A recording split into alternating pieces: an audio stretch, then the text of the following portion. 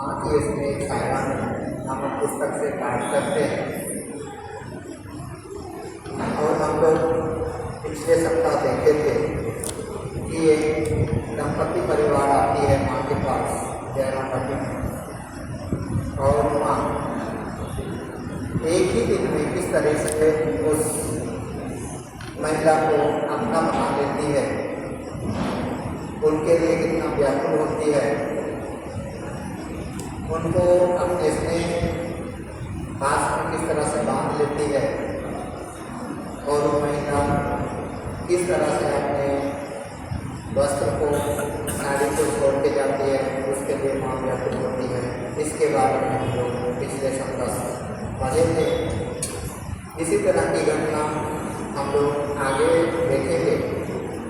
जो माँ उनके लिए भी बीमार भक्त के लिए किस तरह से व्याकुल होती है, उनके लिए किस तरह से चिकित्सा की व्यवस्था करती है, इसके बारे में आगे की बात में माँ की आहित स्नेह मैनम सिंह का रूप भक्त। संभवतः माँ का अंतिम चरण था, शीतकाल समाप्ति हुआ था, जाड़े की कपकपी कट गई थी। लोग सुबह शाम सड़कों और गलियों पर चलने फिरने लगे थे। मैनम सिंह से 4 भक्त जयरामपट्टी में माँ के घर आओ उपस्थित हुए। वे माँ के कृपा पर प्राप्त है, उनसे दीक्षा ली है।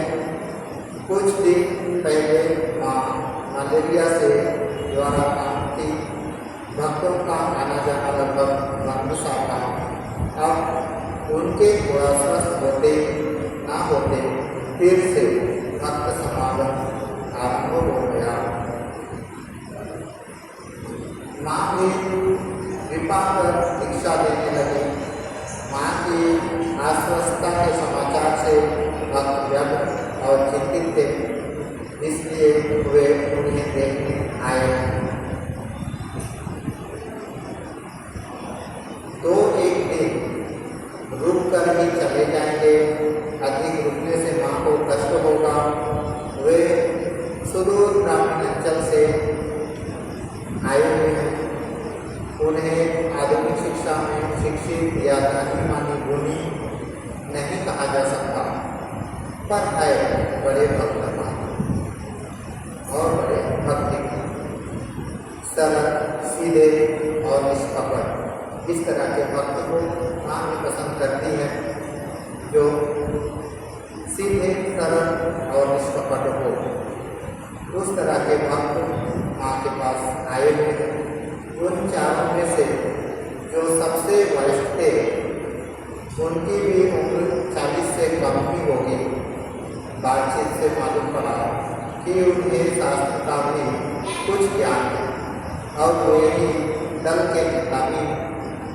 माँ अपने बेटों को पाकर परम प्रसन्न हुई, उनसे स्नेहपूर्ण वार्तालाप किया और उनके रहने खाने की भी उचित व्यवस्था का निश्चित हुई। दूसरे दिन वे लोग माँ से अनुमति ले कमल को दर्शन के लिए रवाना हुए ही थे कि कुछ बूंदाबांदी होने लगी। यह सोचकर कि वे लोग कष्ट पाएंगे, माँ उद्विग्न हो गई। दूसरे दिन अपराह्न में जब भक्तगण लौट कर आए तो मालूम पड़ा कि माँ की चिंता अकारण नहीं थी। दल के नेता को ज्वार हो आया। देश से आते समय भी उनका स्वास्थ्य कोई अधिक अच्छा नहीं था। कमलपुर जाते जाते नींद जाने से उन्हें बुखार चढ़ गया। जब भक्त लोग जयरामपट्टी से कमलपुर जाते तो माँ उन्हें बता दिया करती कि वहाँ जाकर क्या क्या देखना है। कभी तो उनके यहाँ गृह देवता रघुवीर और सीता माँ के लिए फल फूल मिठाई आदि भिजवा देती। जब भक्तगण लौटे तो उनसे वहाँ के कुशल समाचार आदि पूछती। जयराम पार्टी में भी सिंह वाहिनी के दर्शन, उनकी पूजा प्रार्थना, वहाँ की मिट्टी ले जाना आदि के संबंध में वे भक्तों को बतलाती, कहती कि देवी बड़ी जागृत है और उनकी कृपा से तुम सबका कल्याण होगा। सिंह वाहिनी मंदिर की नींव की मिट्टी उस अंचल में माता की बीमारी में रामबाण दवा मानी जाती है। माँ प्रचलित किंवदंतियों पर सरल मन से विश्वास करती, तो इन भक्तों से कामदपुर दर्शन का समाचार सुन माँ प्रसन्न हुई, पर अस्वस्थ संतान के लिए विशेष रूप से चिंतित और उद्विग्न हुई। हम लोग जानते हैं कि जयराम घाटी में सिंह वाहिनी के मंदिर, उसमें माँ जहाँ पर विराजमान है, वहाँ की मिट्टी आज भी भक्त लोग वहाँ पर जाते हैं तो लेके चले जाते हैं। माँ की एक विशेष बीमारी के समय वहाँ की माँ उनको एक औषधि बताई थी, जिससे माँ स्वस्थ हुई थी और माँ भी सरल और उन पर पूर्ण विश्वास करती थी। आज भी भक्त लोग उन पर पूर्ण विश्वास के साथ जो भी वहाँ से जिसके लिए भी वो प्रार्थना करते हैं, उनकी पूर्ति हो जाती है। इस तरह से सबका विश्वास है। माँ के यहाँ एक धर्म औषधालय है, वहाँ होम्योपैथी की दवा दी जाती है। मलेरिया के लिए एलोपैथी की कुछ पेटेंट दवाएं जैसे पुनः आदि भी वहाँ उपलब्ध रहती है। अस्वस्थ संतान के लिए दवा और वाक्य की यथाशक्ति उचित व्यवस्था की गई। उसकी सुख सुविधा के लिए जो कुछ बन पड़ा किया गया। माँ थोड़ी थोड़ी देर में उसकी खोज लेने लगी, पर उसका रोग शांत होने के बदले बढ़ गया। सभी चिंतित हो गए। मकान छोटा है, लोग अनेक है, रोगी को रखने की जगह नहीं है, शौच आदि की भरी असुविधा है। फिर माँ की चिंता उद्विग्नता बढ़ती जा रही है। डर होने लगा कि कहीं वे फिर से बीमार न पड़ जाए। आगंतुक भक्त जयराम घाटी छोड़कर चले जाने के लिए उत्कंठित हो उठे। 2-3 दिन में जब रोग कम न हुआ तो परामर्श करके रोगी को ग्वालपाड़ा आश्रम में ले जाना तय किया गया। रोगी भी जाने के लिए आग्रह करने लगा। माँ से जब यह बात कही गई तो उन्होंने निर्निमेष नेत्रों से गंभीरतापूर्वक सब सुना, पर उस पर काम किया नहीं या अपना कोई मतामत प्रकट नहीं की। यह जानी बात थी कि अस्वस्थ बेटे को जाना वे पसंद नहीं करेंगे, पर दूसरा कोई उपाय भी तो नहीं था। यहाँ रोगी की समुचित चिकित्सा कठिन थी, साथियों के रहने की असुविधा थी, स्थाना अभाव था, भक्त अतिथि अभ्यागत आते ही रहते थे। ग्वालपाड़ा में सरकारी दवाखाना था, डॉक्टर भी अच्छे थे, आश्रम में स्थान भी पर्याप्त था, सभी प्रकार की सुविधा थी। इसके अलावा माँ के कष्ट की भी अधिक चिंता थी, अतः रोगी को वहाँ से शीघ्र ही ले जाने की व्यवस्था की जाने लगी। आज के समय में जयराम घाटी में ज़्यादा जगह है, लेकिन उस समय जब माँ थी उस समय जयराम घाटी में उतना जगह नहीं होने के कारण उनको ग्वालपाड़ा में उस समय जगह भी ज़्यादा थी और माँ के लिए विभिन्न आवश्यक सामग्री भी ग्वालपाड़ा से आती रहती थी। ये सब हम लोग जानते हैं, किंतु आज की परिस्थिति कुछ अलग है। जयराम घाटी ही सब कुछ है और ग्वालपाड़ा को भी कोई जो माँ कृष्ण में रहती थी उसी समय से जितना बड़ा था उतना ही बड़ा। आगे उस दिन माँ के यहाँ अनेक भक्त स्त्री पुरुष उपस्थित थे। उनमें उनके विशेष भाजन आरामबाग के प्रसिद्ध डॉक्टर रत्नाकर बाबू की माँ थी और स्वामी असीतानंद की माँ और भाई थे। देर से भोजन हुआ, भक्तगण एक एक करके विदा लेने लगे। स्वामी विद्यानंद आज ग्वालपाड़ा जाकर रोगी को उसके साथियों के साथ वहाँ पहुँचा आने वाले थे। पालकी आने की बात थी, पर आहार लोग जो भोजन उठाते हैं वो लोग अभी तक नहीं आए थे। सब लोग व्याकुलता से उनके आने की प्रतीक्षा कर रहे थे, रास्ते की ओर देख रहे थे। दिन ढलता जा रहा था, प्रतीक्षा कर रहे थे। माँ बरामदे में बैठ सब देख रहे थे। आखिर आहार पालकी लेकर आए और रोगी को उसमें बिठा वे शीघ्र रवाना हो गए। माँ की आंखों में आंसू भरकर नितांत अनिच्छा और कष्ट के साथ दुर्गा डूकर रहकर विदा दी। पालकी के आने से थोड़ा पहले आकाश के कोने में थोड़े बादल गिराए थे, जो धीरे धीरे घने होते जा रहे थे। बहुतों ने इस पर गौर किया था। यद्यपि बीच बीच में किसी दिन अच्छी खासी बारिश होती रही थी, पर ऐसा सोचकर कि आंधी बारिश के दिन बीत गए थे। वर्षा की सीजन वहाँ पर समाप्त हो चुकी थी, ऐसी सबकी धारणा हो चुकी थी। फिर भी उस समय बादल आती है, छा जाती है, अंधेरा बिना हवा की झोंका इस तरह का दिखाई देने लगा। तो उसके कारण माँ कितना व्याकुल होती है, कितना व्याकुल होती है, उनके लिए सोचती है। और रोगी को भेज दिया गया। सारा दिन माँ को विश्राम नहीं मिला। भक्तों के स्नेहपूर्ण देख संभाल, पकताने की व्यवस्था, पूजा, दीक्षा, नाश्ता कराना, पान लगाना, भोग लगाना, प्रसाद पाना और उसके साथ ही उसके बाद ही फिर विदाई देना, जो कि एक दुखप्रद बात थी। माँ और संतान में से कोई भी किसी को छोड़ना नहीं चाहते, फिर भी छोड़ना तो होगा ही। ठीक जैसे दुर्गा पूजा में दशमी का दिन को रुक्म बेटा तो पालकी में रवाना हो गया और माँ विषन्न हो चुपचाप बरामदे में अकेले गोद पर दोनों हाथों को रखे और पैर पसार कर बैठी साफ देखती रही। फिर कमरे में जा बिछौने पर लेट गई। दिन भर के बाद अब थोड़ा विश्राम मिला। एक शिष्य उनकी सेवा में मुक्त था। वह सोच रहा था कि माँ के लेटने पर वह भी बैठक में जाकर निश्चिंत हो विश्राम करेगा।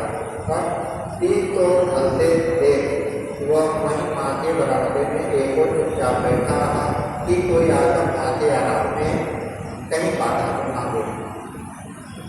देखते देखते सारा आकाश बादलों से ढक गया। चारों दिशाएं अंधकार से भर उठी। अचानक पवन का एक प्रबल झोंका आया और सनसनाते हुए उसने सागर दरवाजे को जोर का एक धक्का दिया। धड़ाम से आवाज हुई, सब लोग चौंक उठे। काल वैसाखी के समान। काल वैसाखी का मतलब बंगाल में बोला जाता है कि बंगाल में चैत वैसाख में अपराहन में होने वाली आंधी युक्त वर्षा को काल वैसाखी कहते हैं। के समान आंधी के साथ मूसलाधार वर्षा प्रारंभ हो गई। आंधी की आवाज़ सुनते ही माँ बेटे के लिए क्या होगा क्या नहीं इसके बारे में सोचने लगा और भगवान कहकर अर्थ स्वर पुकार कर बिस्तर से उतर पड़ी और बरामदे की ओर लपकी। सिर से आंचल ढककर खिसक कर जमीन पर लेटने लगा और केस निकल कर चारों ओर चित्रा गए। मानो वे बेहोशी में हो। बरामदे के किनारे आकाश की ओर देखते हुए वे दोनों हाथों को जोड़ व्याकुल को रोते रोते बारंबार प्रार्थना करने लगी, तुम्हारी है ठाकुर, मेरे बच्चे की रक्षा करो। ठाकुर दोनों आंखों से अविरल आंसू धारा बहाती हुई शिष्य तो यह देख स्तंभित रह गए। जिन कर्तव्य विमूढ़ हो गया, कुछ देर बाद अपने को संभल कर जाकर खड़ा हुआ और उन्हें सांत्वना देते हुए बोला, भाई की कोई बात नहीं, आप तक वे लोग देसाड़ा पहुँच गए होंगे। राजेंद्र महाराज साथ हैं, बड़े बुद्धिमान और कुशल है, कहार भी सब विशेष परिचित है, आज्ञाकारी और विश्वासी है, एक भक्त के संगीत गंभीर साथ है आदि आदि। इस प्रकार तरह तरह से माँ को संभावना दे थोड़ा आश्वस्त कर शिष्य उन्हें कमरे में लेकर आया। कमरे में ठाकुर के चित्र के सामने माँ खड़ी हो गई और व्याकुल को रोने लगी। आंसू भरी आंखों से वे बारंबार प्रार्थना करने लगी, दुहाई है ठाकुर, जरा मुंह उठाकर देखो, मेरे बच्चे की रक्षा करो। शिष्य एक कोने में खड़ा बाबा को देखने लगा और सोचने लगा, यह क्या ठीक ही देख रहा हूँ या स्वप्न देख रहा हूँ। आंधी वर्षा कम होने लगी, आकाश भी कुछ साफ होने लगा। माँ को किसी प्रकार समझा बुझाकर शिष्य ने बिस्तर पर सुलाया। माँ बिछौने पर चित लेटी लेटी छाती पर दोनों हाथ रख आंसू भरे नेत्रों से ठाकुर से प्रार्थना करने लगी, जिससे बेटे को कुछ कष्ट न हो पाए। बीच बीच में स्वागत खेत भी प्रकट करने लगती, बेटा मेरा कितनी साथ लेकर माँ के घर आया था, माँ को देखूंगा, रहूंगा, खाऊंगा, मौज करूंगा, पर गुरुदेव ऐसा अशुभ मुहूर्त की यात्रा ऐसी कि आते आते रास्ते की तकलीफ होगी। फिर यहाँ आया, कुछ अच्छा महसूस कर आनंद मनाने कमर पकड़ गया तो रास्ते में वर्षा मिल गई, उधर तक होगा। फिर यहाँ लौटा तो बुखार ने घर का पूछा, किसी भी तरह बुखार जाने का नाम नहीं लेता। कितनी दवादारों की आज का पुआल पड़ा गया है, पालकी में चलने की ताकत नहीं और रवाना होते ना होते या आंधी और वर्षा। ठाकुर भाई है तुम्हें, मेरे बेटे की रक्षा करो। माँ कभी कभी आंखें मूंदकर चुप हो जाती, फिर दुखी वो आंखों से आंसू धारा बहाने लगती। बीच बीच में वे दरवाजे से बाहर की ओर देखने लगती। शिष्य कमरे के भीतर माँ के पैरों की ओर हाथ के पास बैठे चुपचाप यह अद्भुत व्यापार देख रहा था, सुन रहा था। हृदय मानो स्तंभित था। लगा कि माँ कुछ देर बाद शांत हुई। इतने में फिर अचानक सनसनाती हुई हवा बहने लगी, पानी गिरने लगा। बस ये माँ बिस्तर छोड़ बाहर लपक आई। फिर माथे का पल्ला थक गया, आंचल जमीन पर रुकने लगा, सिर के केस निकल गए, आंखों से आंसू की धारा बह चली। वे रोने लगे, दादा को प्रार्थना करने लगे, दुहाई है ठाकुर, मेरे बच्चे की रक्षा करो, एक बार तो मुँह उठाकर देखो। कभी मैं कमरे के भीतर जाती और ठाकुर के चित्र के सामने ताकर जागरण और प्रार्थना करती, तो कभी बाहर आकर आकाश की ओर ताकते हुए होगी और ठाकुर से विनय प्रार्थना करती। इस तरह से पहाड़ी लोगों को माँ किस तरह से अपना बना लेती है, इसके बारे में हम लोग देखें। आगे देखेंगे कि उनके शिष्यों में से जो गए थे उनको कुछ भी कष्ट नहीं होता।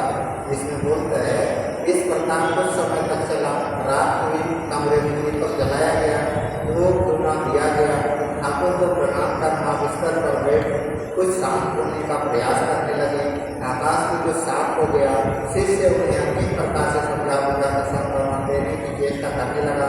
रास्ते के किनारे ये सारे मकान है, राजेंद्र महाराज के लिए सब कुछ जला हुआ है। अवश्य वे लोग किसी अच्छी जगह में बैठकर विश्राम कर रहे हैं। आदि आदि आपको शांत हुई, पर बीच बीच में उनकी स्वागत के दुखियाँ सुनाई पड़ती थी। उस दिन यह दुर्योग की समझ ही नहीं कटा।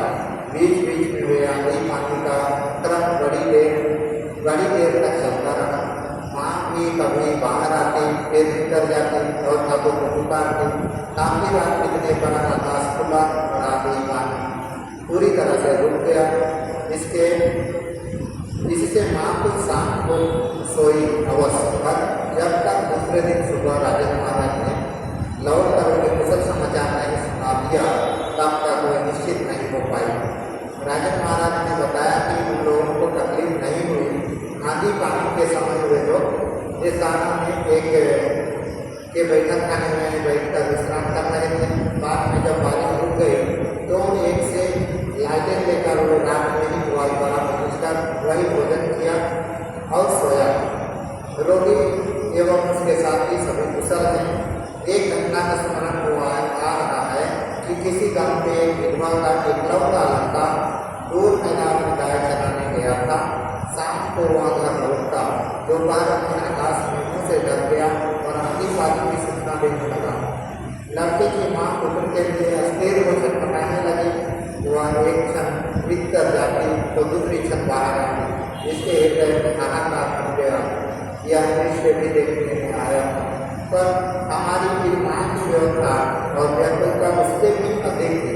विधवा का बेटा कमाकर उसे खिलाता है, पहनाता है, घर बार की रक्षा करता है और उसे आराम से रखता है। विधवा के वीर से कितनी अपेक्षाएं हैं। बेटा बहू लाएगा, नाती नाती होंगे, पर सुख से भरा भरा रहेगा। किंतु एक माँ के पुकार के ये पुत्र में भला क्या सुख संभावना देंगे।